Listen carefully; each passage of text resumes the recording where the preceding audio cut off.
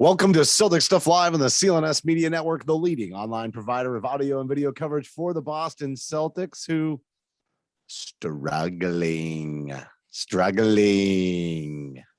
Maybe they need a drink. They definitely need a rest. All this overtime, it's making me crazy. And man, no shooting. I'm just going to start it off right there. You know, like I'm not saying no shooting. I'm just saying no depth shooting. I know you got a question mark on your face. Nobody can see your face. We can see your face, John. But I think they're struggling. I think they're struggling with shooting. I mean, the defense has been tough, but high scoring outside of the Bulls, high scoring games, mostly due to the extra periods, right? Like significantly high scores due to extra periods. Offense, maybe not so much of an issue through three quarters in the Bulls game, but then all of a sudden they can't put anything down in the fourth quarter, and they let their gas off the pedal enough on the effort side that they just got killed when they're trying to play defense and get back into it, and it's gone. Now I gotta freaking put up with all of the who should they trade? Who do we have to get rid of? Let's kill it. Stuff. And I think if they do make a move, I just like a dead eye shooter. I just feel like there's sometimes they get those open looks, and they're not really thinking about the Bulls game. I'm thinking about the couple of games leading up to the Bulls game where there's just so many open shots and they just didn't go down. And definitely, which game was it where they were like 0 for 21 before they finally hit a 3-pointer? Which one was that? That was Saturday against who's the opponent? Wizards, right? Yeah. I mean, for the fact that they were even hanging in that game was a great sign, but then to lose it, you know, after overcoming the fact that they could just literally not hit a 3-pointer, disappointing. But honestly, they had no business being in that game if they can't knock down a 3 in today's NBA. Yeah. Well, I mean, I don't think it's shooting. I mean, I think it's always shooting, right? I mean, if everyone's the Warriors, make or miss league. Right, I got it. I think it's the defense firstly. They're 27th right now in defensive rating, which is adjust for, overtimes and things. You know, their net rating right now is minus 5.7. And that puts them at 24th. So they're 27th defensive rating, 24th in net rating. Obviously, their offense has been okay, a 104.6. But the defense, if you're bottom 5 in the league in defense, that's bad. Yeah, you got no shot. And sure. And I think that you look at the two games. When you say bottom 5 in defense, though, is that points allowed, or are you looking at defensive rating? I'm talking about defensive rating. Okay, yeah. Okay, good. The aggregate, you talk about like counting stats, it's just pointless at this point. But right, because of the overtimes and all that. But in such a small sample size, right? But like the thing is like just look at how they're playing. Like it's not even just like. Yeah, the numbers are bad, with in the overtimes, all that, but they are not good defensively. They are giving up a lot of points to a lot of teams that they shouldn't be giving up points to. I mean, the idea of giving up 39 points to that Bulls team, they're offensively, they're strong, but defensively, they're a sieve. How do you only score, was it 6 points, 9 points in that fourth quarter? That was 11. Yeah, well, probably, yeah, because I'm probably reading the graphic on the bottom of the screen before the end, but but effectively it was like it was 6. over. Yeah, right. I mean, honestly, when they put all, when they went with the scrubs, which include two number 1 picks in the last 2 years, they they kind of clawed back a little bit, I guess, or whatever, but the game was over. It's a complete and utter catastrophe right now. I don't think that's overstating it. I think that Marcus Smart was actually kind in what he said I think he could have been harsher. Could have been harsher towards Ime. He could have been harsher towards his teammates, Jaylen and Jayson. I think that the entire team has somewhat. I think they're soft. I think they are not a Well, they're tough team definitely mentally. mentally soft. Yeah, I was And gonna say they're definitely mentally soft. everything is an issue. And if they make shots, well, then maybe they work a little harder on defense, and maybe there's a cause and effect thing here, that there's a domino effect, I guess, from all that, where you're right. If they start making shots, that opens the floor. And if you open the floor, then there's more rooms for Jaylen and Jayson to drive, and then they feel better, and they're more engaged in the defense, and so forth and so on. It's all very logical. I just think that they're soft, and So what are you that's putting what on worries Jaylen? me. What are That's you what I putting? worry about. Yeah, I agree. The mentally soft part, I'm with you on. Where do you? I guess I'm a little confused on. You're kind of lumping Jayson and Jaylen together, but I feel like Yeah, Jaylen, no, especially coming out of COVID, has been a powerhouse offensively and just gone off on spurts. I mean, I know he's had the up night and the down night, but considering, yeah, take that little pattern, those 2 games where he struggled coming right back, I feel like he's out there, working it, and he's been the better of the two. I feel like Jayson is out of sorts, completely out of sorts. I think this whole focus on him passing has gotten in his head. And I think it's a lot bigger of an issue. I never saw Jaylen as the playmaker, and I didn't really feel like the team was trying to turn him, into a playmaker. It's clear that that's what they were trying to do with Jayson. The conversation during the offseason was around that. Him needing to get freed up for shots, just the way that the offense ran last year. But now it's like that guy who, how many 50-point games or whatever, and just that prolific scoring stretch that he had towards the end of the last season that was a little bit of a bright spot on an otherwise dark, cloudy piece of crap that they mailed in so many ways.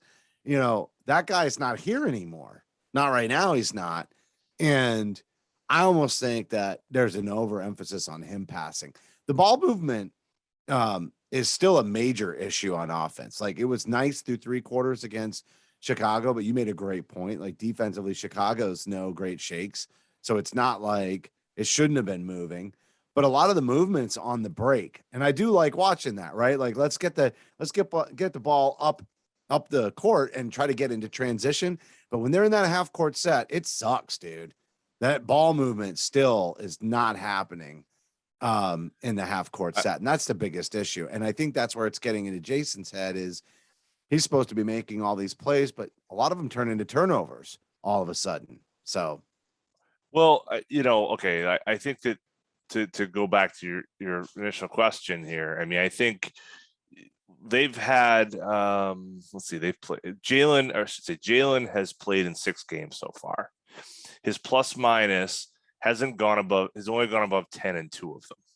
In the Charlotte game and against the Knicks game, he was a plus 16 in the Knicks game, and he was a plus 12 in the Charlotte game. He was a plus 3 in Toronto, minus 8 against Washington, minus 6 against Washington, and a plus 1 against Chicago. They're not going to go very far if his minutes on the court aren't corresponding to being ahead. They need his minutes to be a plus, and he has to raise all the boats.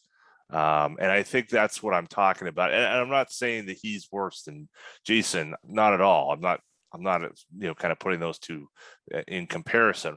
What I'm saying is that I don't think that this team right now has the leadership it needs. And I don't like the fact that Smart calls him out. And again, how I feel about Rondo, who never took kindly to, the kind of media questioning.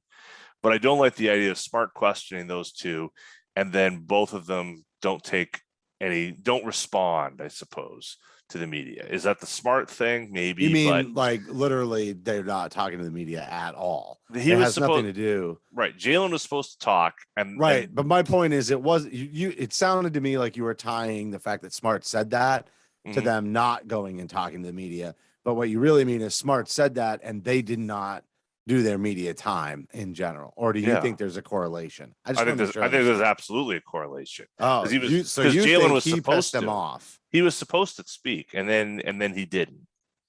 So But you think because of what Smart said, because Smart said that before he was supposed to it's speak? kind of hard. Yeah, I mean, it's kind of hard to go from, okay, these are the four guys that are going to talk tonight from the PR standpoint, and then all of a sudden one of them isn't after that person gets called out by Marcus Smart.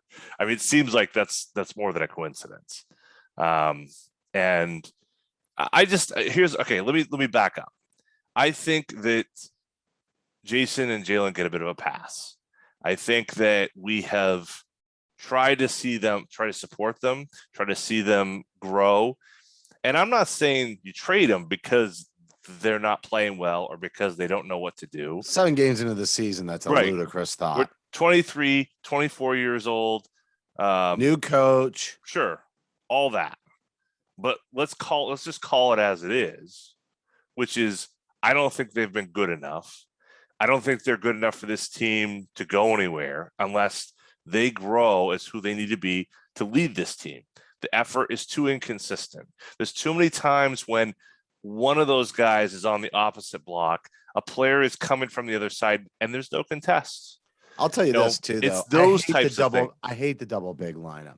If you're bottom 5 in defensive rating and you're still rolling out a double big lineup that also isn't securing rebounds, what the F are you doing? Like that to me is like, Ime, you got to make a change here, buddy. You got to make a change. Like, I know you're trying to work your offense, but nobody's doing a double big lineup in the NBA anymore. Al Horford is killing it. And we want Rob Williams to stay healthy. Are you feeding Rob Williams ego? You don't need to. He's got a 4-year contract. Just give him substantial minutes off the bench. Let him start a couple of games because Horford needs to stay fresh. And you want him to have those fresh legs, not through the first 20 games and then fall off, but for the entire season. And and that's what I mean about needing more shooting out there. And by the way, with all that switchability, like that was supposed to be how they would play great defense. And they are switching. There's really no mismatch out there when they switch in the non-double big lineup. But in the double big lineup, they can still find a mismatch. So what's the point of being able to do all of that switching if you can mismatch in the double big lineup? I just don't get it. What is the point? It feels to me like if this was Brad Stevens last year. I saw your tweet on had this. The team right. I know Brad Stevens' team last year is the team that Ime needs now for the way he wants to coach, and the team this year is better set up to play the Brad Stevens wanted to play last year. If that happened, both coaches would have been happy. I think the fans would have been happy. I mean, we've got Neesmith who can't get minutes. We got Pritchard who can't get minutes. We got Romeo who's just come back. These guys need to play. We want them to play. They had a good preseason. They had a good summer league. And we can't find enough room for them because we got to find room for, Jabari Parker or, Hernan Gomez or, Grant. And Grant's actually done well. And I'm not trying to criticize him because I think Grant's one of the bright minutes spots. And he earned it. Yeah, absolutely been a bright spot. What the real issue is? It's point guard. It's point guard. And I'm not, this is not a Marcus Smart under the bus criticism. It's just you and I have been saying that we believe that he's, a much better playmaker, but he doesn't get the offense going. He just doesn't initiate the offense very smoothly. The ball ends up in either Tatum or Brown's hands. And, as much as that criticism was of them that Smart laid out there, if he had that Chris Paul, and I don't mean as good as of course, if Marcus Smart was Chris Paul, we would be, that's not what I'm saying. But what I'm saying is he doesn't set up the offense. He doesn't initiate it, and he can't, and he's not a threat so that he can't do it anyway. Is the other problem. So, you wind up, unfortunately, Marcus Smart is disjointed as anything other than a 6-man. He earned the opportunity to start.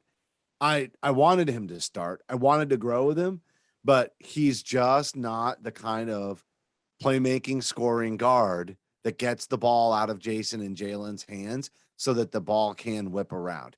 And they're all blaming, they're saying Jayson needs to get to this point forward position, right? And Jaylen never passes it. And the truth is Jaylen should be cutting. He should be out on the break. And then he should go for a couple of spurts here and there when he's doing his, spot up 3-pointer. And then he's got some really nice moves sometimes. Again, if they're kind of like down in the shot clock and he's got to make a move to the rim, that's great. And that's where he belongs. He's not going to be a playmaker. That's ludicrous. That's why he should play shooting guard. And they need a point guard to pull all this together. It's just it's very clear. And Schroeder is, I think, a little bit of a bright spot, and he's getting the assist, but he's still not the guy to initiate the offense because he's a little too ball in his hands. Yeah. And not enough, getting that movement going. So I don't think there's anybody on the roster who can probably be that guy. And I don't know that I'd spend a lot to try to find that guy in the NBA, given how much you do want the ball in Jayson and Jaylen's hands. I think Marcus can do a better job with that, but I think the double big lineup or whatever that may mean is if you don't have the point guard playmaker, the double big lineup makes this so congested. Well, that's right. I guess that's my point, is even with the fact that Horford is a guy who can stretch the floor a little bit, they don't respect it enough to really make it worthwhile. So if you have three wings, let's say Tatum, Brown, and you want to say it's Neesmith, you want to say it's even Romeo to an extent, but we'll put that aside, but let's just say Neesmith, okay? If it's those three, the spacing looks a whole lot different than it does with Rob and Horford and Marcus. It just is. You get two guys you're worried about everywhere on the court, and the other three, not as much. And you don't really have the shooting, and that's really what I'm getting at. Right. Not only do you not have the passing, but you really don't have I get it. They're shooting on the roster, but, Josh Smith is probably one of your best 3-point shooters. I mean, I don't know what the stats bear out, but unfortunately, I think he's one of the better. I mean, at least at hitting the open shot, not necessarily great on kind of that mid-range, spot up when he's open, but from 3-point, I feel like he's been one of the most consistent 3-point shooters they've had. I don't know if you got the stats right there, but he's shooting 36.8%. All right, so what's the order of the team? Yeah, but what's the order on the team for 3-point percentage? Because they all got sandbagged that one game. Grant is shooting almost 48%. Nice. Romeo is 50%. So I mean, he's only how many? Okay, right. Yeah. So Romeo has 8 shots. Jabari has 6 shots.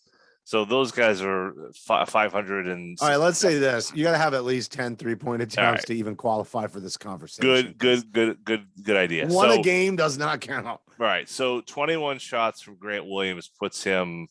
Not 21 makes, but 21 shots puts him at 47.6%. Great. He's far and away number one. So then if you're going to do a double big lineup, that's the guy that's got to go in there. Keep going. Well, and then you've got, let's see, Jaylen is at 37.8, Schroeder's 37.5, and Josh Richardson then next at 36.8. Jason Tatum currently 27%. Yeah, like seriously, what? Yeah. He's off, dude. He's way off. There was a report today that Shams mentioned that there's some talk about the ball. And normally I'm like the actual ball, like its physical features? Yeah, the actual ball, because remember, this is the first year that Wilson is the new provider for basketballs for the NBA for the first time in 50 years. And it's there has been some complaints about the ball. And remember when they went through this with the composite ball like 10 years ago or so, they got rid of it, went back to the old ball. That's not going to happen here, but shooting is down across the league. So I think that there may be some correlation there. And we saw him with the FIBA ball. He didn't do so well either. Took a while to get used to that as well. But I don't think that explains, a 10% drop in 3-point percentage. It's obviously more of the things we're talking about, and the fact he's just outright off for whatever reason. But yeah, I mean, I agree with your point. To go back to your point, is that yeah, there isn't enough shooting on the floor. There's not enough spacing on the floor. There's not enough threats on the floor. And I think that's where you And got to there's look at not enough Ime. transition because there's no defense. Can't get stops, right? And so, I mean, let's just play this out through with the way Ime's thinking about it, right? Is that like, okay, let's play vets. They know where to be defensively. They're not going to get beat. They'll get stops, and then that will key your offense, right? I mean, you can see where he's coming from with that. Problem is, it's not working. So, whether it's Schroeder, whether it's Josh Richardson, these guys aren't getting the stops. And I don't think we should put it all on Dennis Schroeder and Josh Richardson to do that.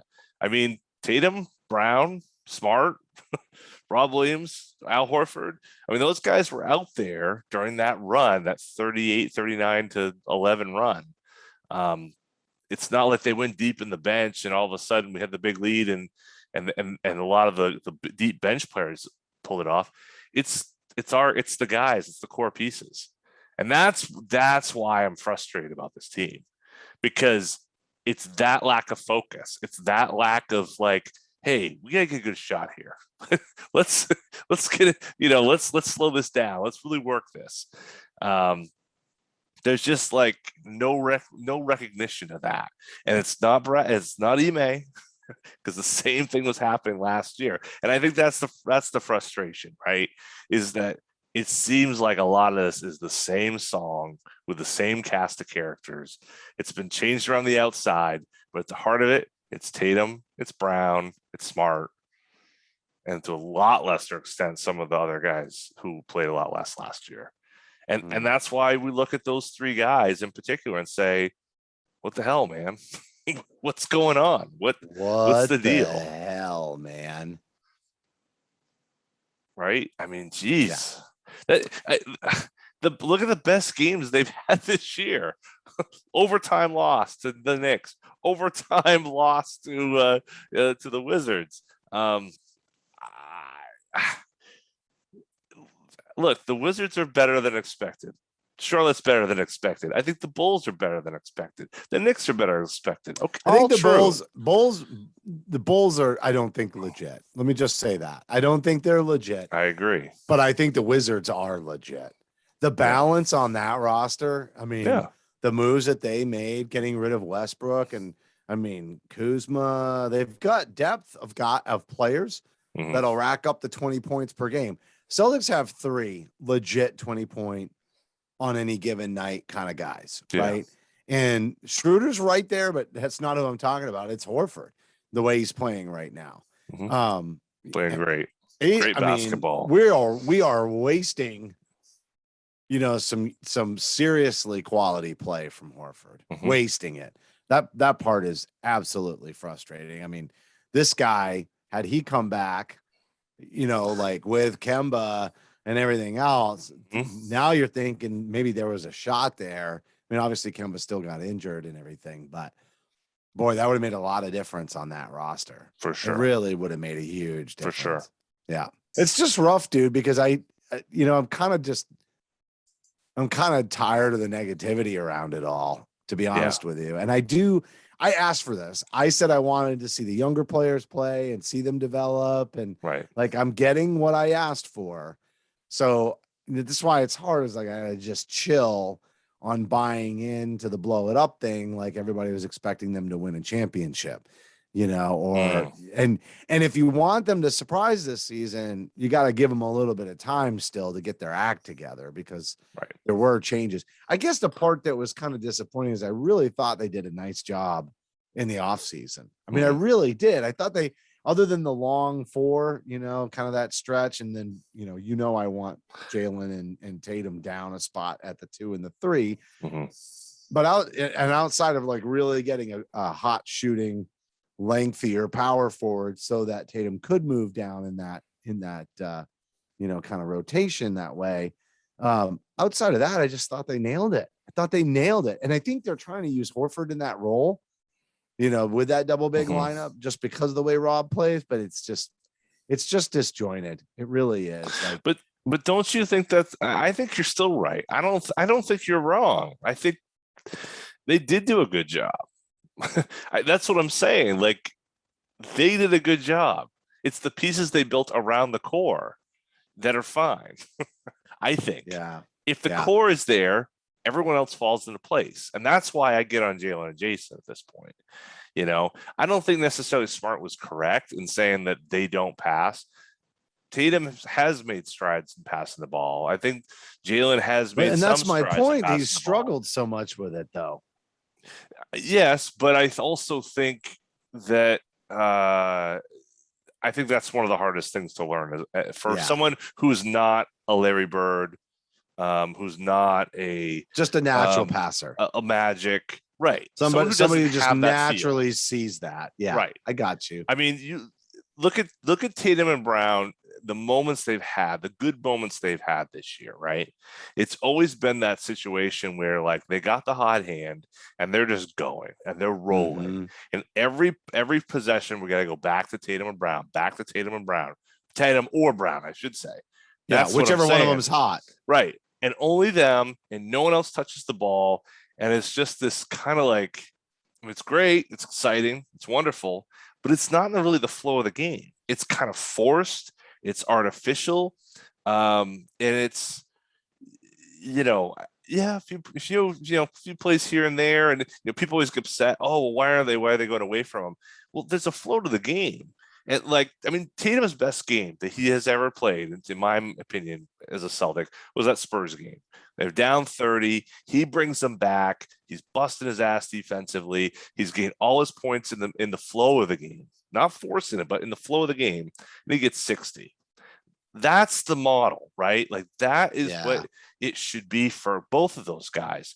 And it just feels like, I would say even more so with Brown than with Tatum, that he gets these where he gets rolling these first quarters where he's just like got 20 points in the first quarter and then doesn't touch the ball the rest of the way. It's almost like emboldening that type of behavior when they really need to just pull it back and be like, look, I'm glad you got it going. We got to keep this. This is great. But we got to win games. We got to win games. Him being hot over in this side of the court then creates a gravity that should create open shots. And now everybody's hot. And now you can't stop us. And I think that's I don't think it's selfish necessarily, but I just think it's an awareness of like the ebb and flow of the game. I agree with that. But the other thing is it's still everything's congested, right? Like there's really no room for cutters. There's no room for cutters, and it's because they're not shooting from outside. Right. And I don't understand why they aren't using, like, to your point, you're hot on this side of the floor. So all you got to do is pass out of that. You might be able to pass to a cutter, but if not, even if you just got it back to the top of the key and somebody's cutting weak side, there should be some opportunities where the defense is soft with just one pass out of the double and one quick hit to a cutter. And I don't know that we've seen that really run once. Well, I don't know that I've seen that action to the weak side on a cutter at all. Did you see that video? Jay King wrote up, a bit of a thing about, with Smart Right or whatever. And there was a play where Tatum's got the ball in the right corner. He's got basically a triple team on him, right? There's nobody on the weak side of the floor. No defender. The only defender is kind of triangle defense. Right. Posting up Horford. You've got I think it was Grant and Schroeder on the opposite side of the floor. Not a soul within 25 feet of them. And as Jay, I think, rightly noted, one of those guys should be cutting.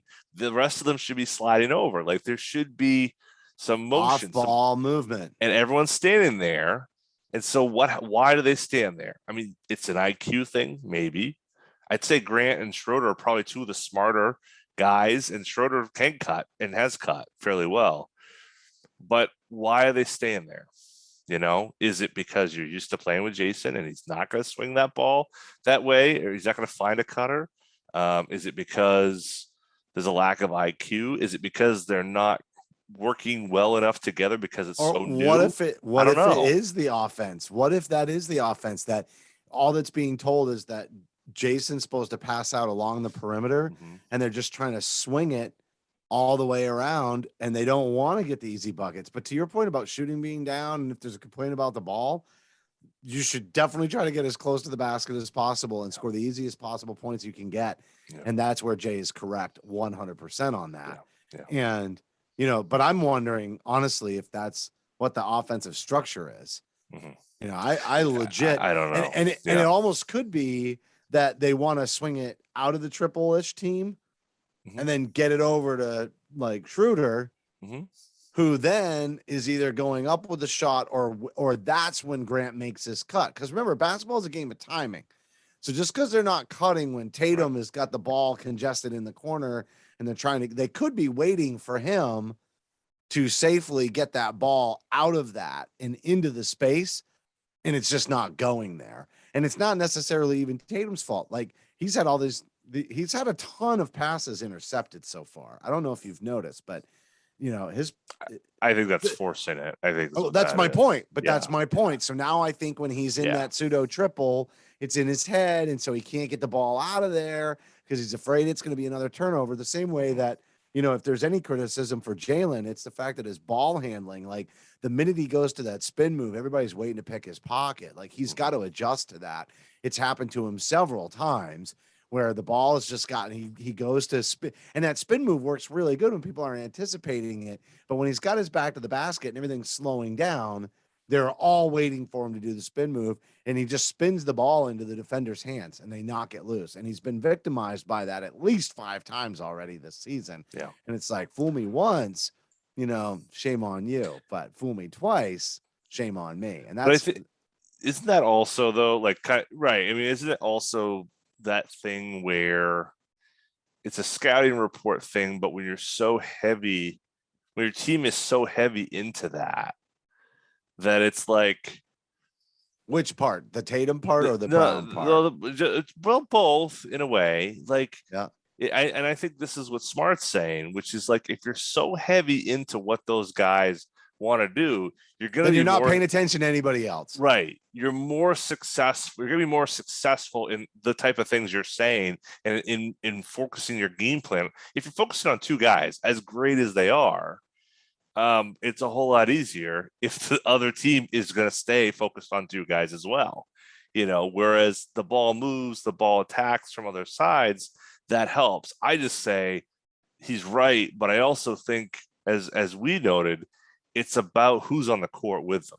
Yeah, and you got to get that ball out early in the double, not late in the double or the triple, as the case may be, because that is another issue. So, like, that's why Jaylen, right? He gives him lots of time to come with a double, and then he does the spin move, and they're all positioned for it. And really, what should happen is somebody should be curling around him, so that when he draws that double and he's, you know, he recognizes that it's coming instead of doesn't recognize and spins into it.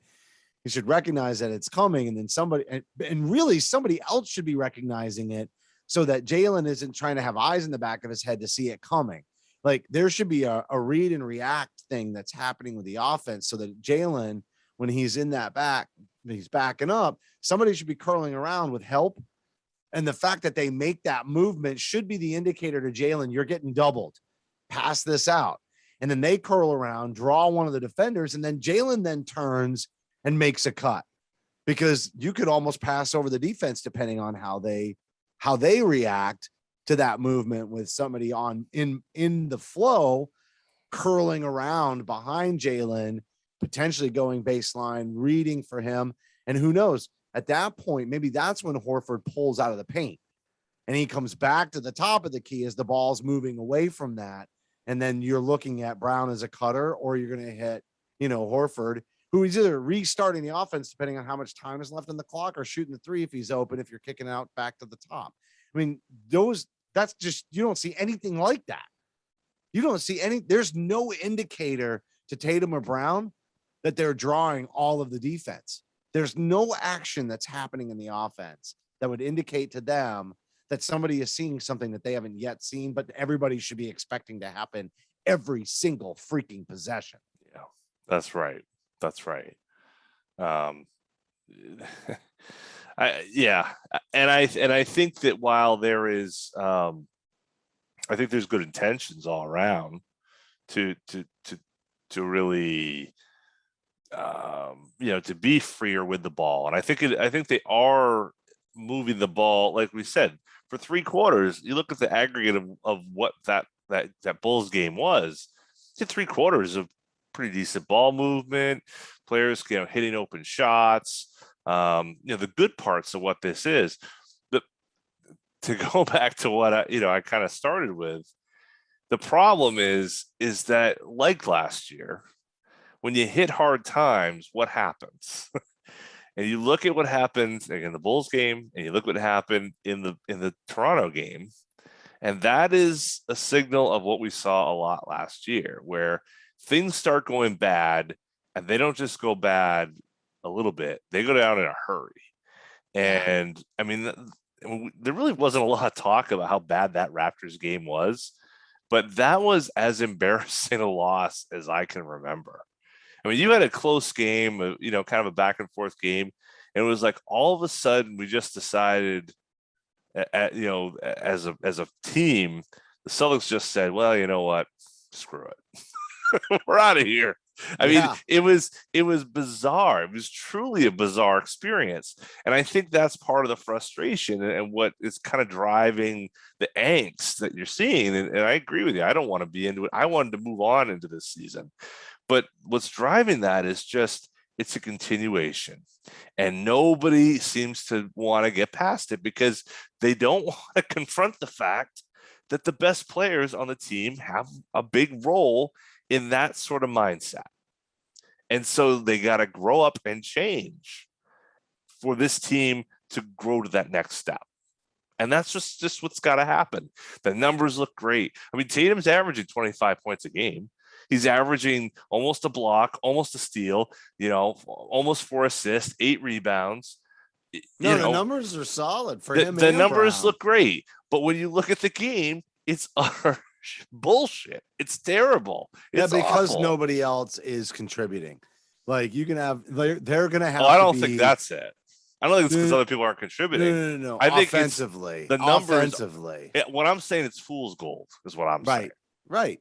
Oh, it's great that if your usage is like friggin' is through the roof. That's my point. They need to what? For them to win games. You know what I mean? Like, that stat line looks great, to your point, but for them to win games the way they're playing right now, that needs to be 42 points a game for each of them, because because of the usage. That was exactly where I was going when you said that.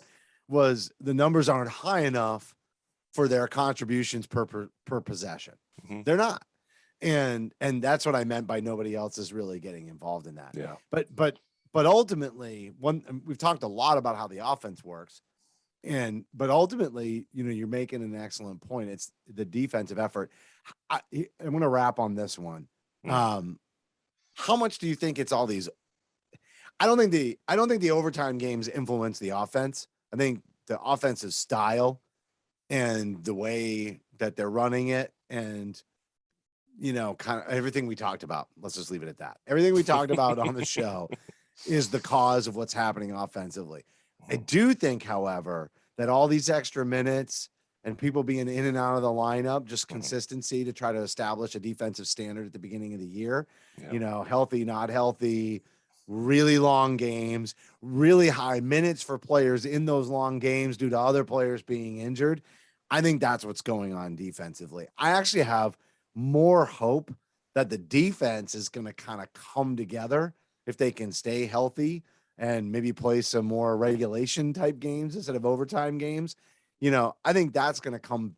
I think that's going to improve more quickly than what's happening on the offense, which makes Marcus Smart's comments so interesting, because nobody's talking about defense when they're talking to the media, right? They're talking about this passing thing, and they just scored, how many points in that game?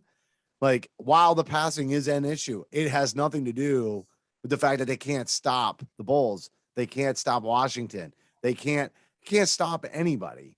And so maybe they all recognize that that's the issue with the defense, or maybe the coaching staff is so focused on the offensive piece and they have the same kind of confidence that that's just not what's coming out of the players' mouths. But the truth is the energy and the effort on the defensive side is the bigger issue.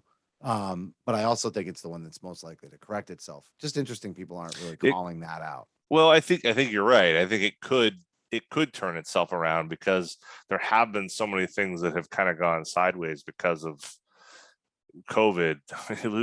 You do, two of your top 4 or 5 guys for a week, before the start of the season, new coach, there's a whole bunch of reasons why we should expect a month of garbage, and difficult play. If we didn't have the year we had last year, probably there'd have been more understanding about that, right? Amen to that. You're right. I think that's part of the problem is it's like a continuation. People feel like they were sold a plan that wasn't going to happen again.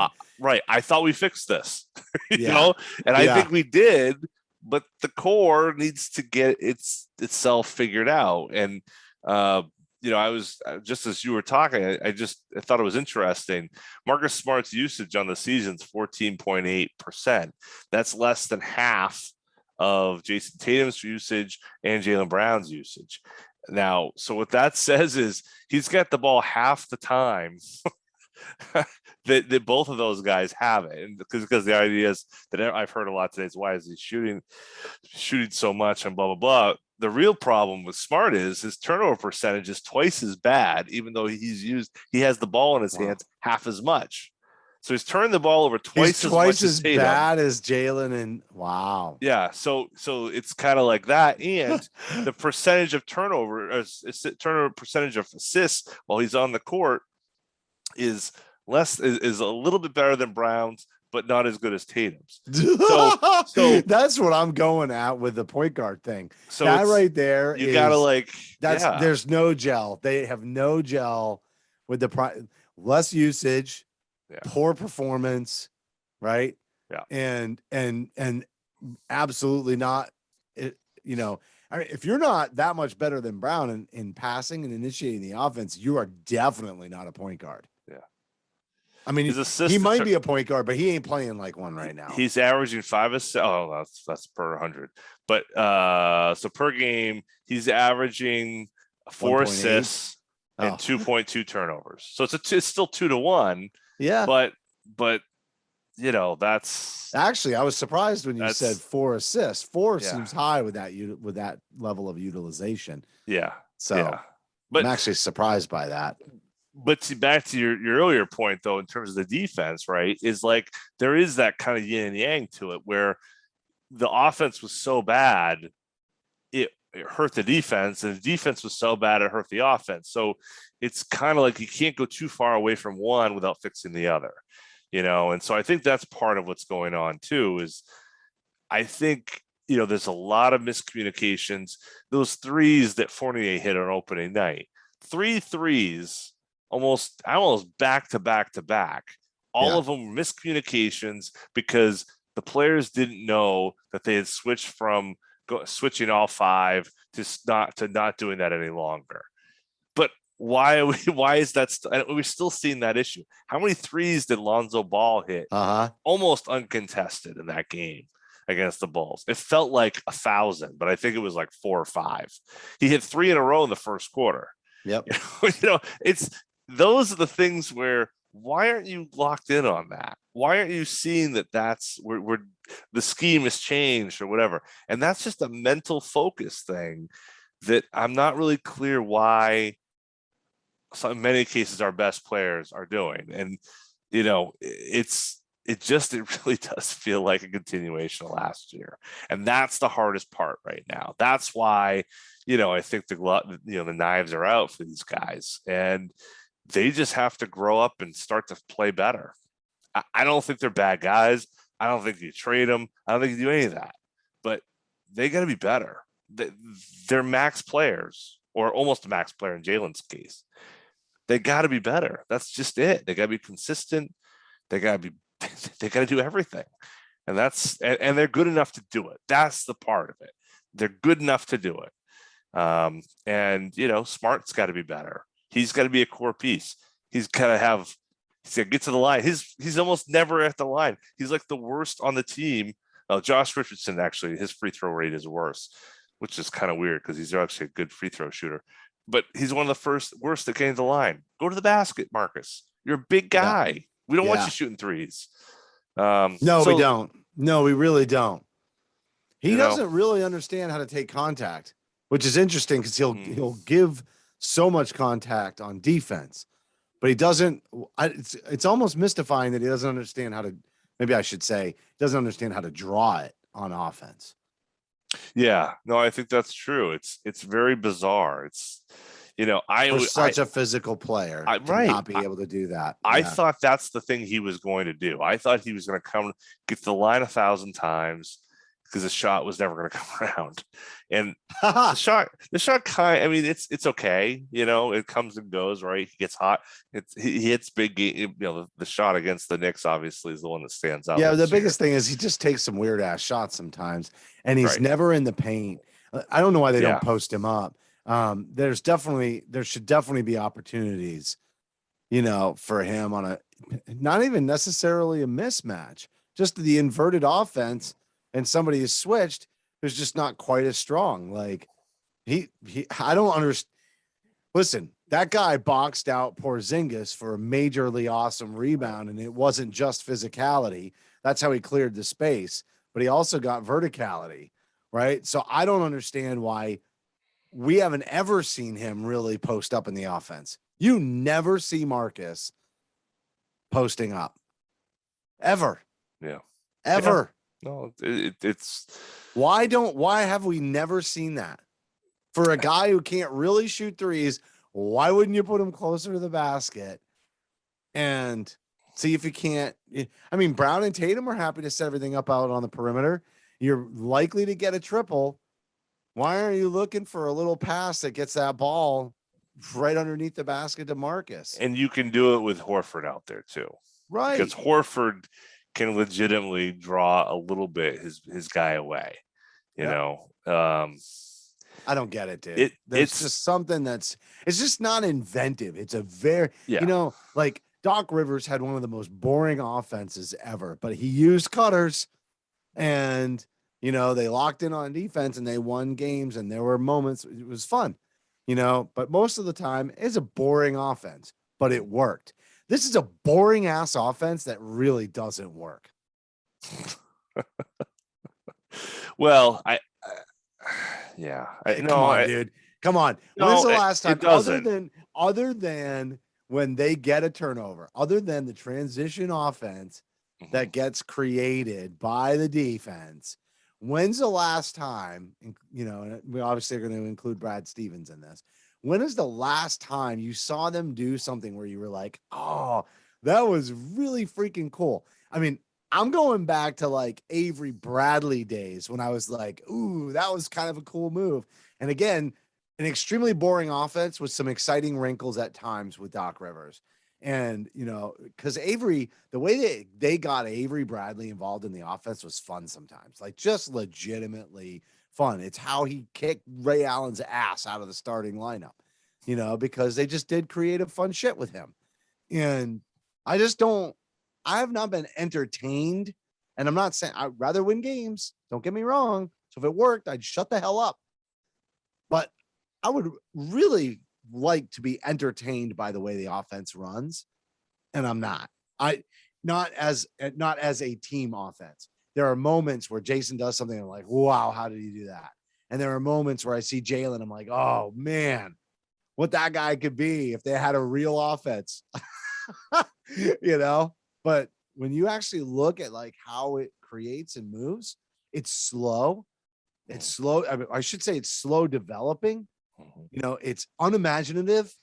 It's high pick and roll every single time. No wonder people can defend it once it comes down to crunch time and they need buckets. Want to know why? Because there's nothing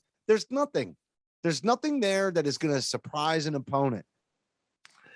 I think a lot of NBA offense though is a lot like that. It is. I think there's a lot of it is pretty pretty cookie cutter, indeed. honestly. Yeah, I got you. It's not, there's a lot, it's high pick and roll, establish something. You're hoping to get the ball in the corner, or, you want to get the ball downhill. And I mean, I think I think a lot of NBA offense is kind of like that, which is kind of disappointing. But unfortunately, the good parts of the Warriors, they were a great passing team who could also shoot. Right. And unfortunately, the bad part of the and maybe this is why we don't see this so often, is there are a lot of teams who have the IQ to pass and move like the Warriors did. And so instead, everyone's copied the fact they could shoot. They shot the hell out of the 3-pointer. Right. Well, that's not exactly the same, right? As just shooting a lot. And unfortunately, that's the part that's been copied. But I think you're right. I mean, I think that there's a better future. And if you have a little movement, you have a little bit more off-ball action, it gets you something that's a little more appetizing, a little more pleasing to the eye. Yeah. And I think successful too. Just a few minor wrinkles that are fun to watch. Yeah. Just I get it. How about not a contested shot every time? Everybody's shooting contested shots or missing wide open shots. Like, hit the open ones, man. Hit the open ones, and let's keep finding more of those. But they can't make an open shot to save their lives right now. It's brutal. So the law of averages, it's a make or miss league. The defense will come around, COVID injuries, the pile of excuses. Ching, ching, ching, ching. But the hope is there because we're just not that many games into the year. So, but we're going to hit 20 pretty soon. And if this is their winning percentage when we hit 20 games into the year, you can pretty much lock it that we're in for the long haul of frustration. I think if they could lock in mentally for 48 minutes, I think that would solve a lot of the issue. Yeah. Whether, I don't want to hear any more about, I heard, at shoot around, they were loose and acting stupid, and it carried right into the game as the first Wizards game was. And I don't want to hear any more about we got soft and, we kind of checked out once we went up by 20 and thought we had the game won. Those are the types of things, and those happen on occasion. Those happened with the regularity for the Celtics in 2021. And they're already starting and going right back there in 22. And that's the issue. I don't care. Honestly, I don't care if we lose, if we don't get to the heights we need to. If the Celtics can fix that issue, if Ime can fix that one issue, we'll be fine with Tatum and Brown. All right. I'm not going to worry at all. If they don't get this back on track, you can expect some trades because I think they're going to make some moves. Bingo. To just set up for next year and call this one, in the bag and just see what they can do. Because there's definitely lots of players that they can move for other things. And we didn't even talk about Jason Tatum recruiting Bradley Beal. So we'll save that because it's not the last time that's going to come up over the course of this season for sure. Although the play of the Washington Wizards is going to close that door slightly if they keep this up with the success that they've been having, because they finally got that ship kind of righted. And I think they're for real. We'll see. That's going to do it for this week's show. But as a reminder, you can follow Celtic Stuff Live on Twitter at CSL_tweet live. John is at CSL_Duke. I'm at CSL_Justin. As always, a heartfelt thank you to everybody for tuning in. And we'd certainly appreciate a rating and a review because your feedback is important to show. And on behalf of the founder of CLNS Media, Nick Gelso, my co-host John Duke, I'm Justin Poulin. Thanks for listening to this week's episode of Celtic Stuff Live.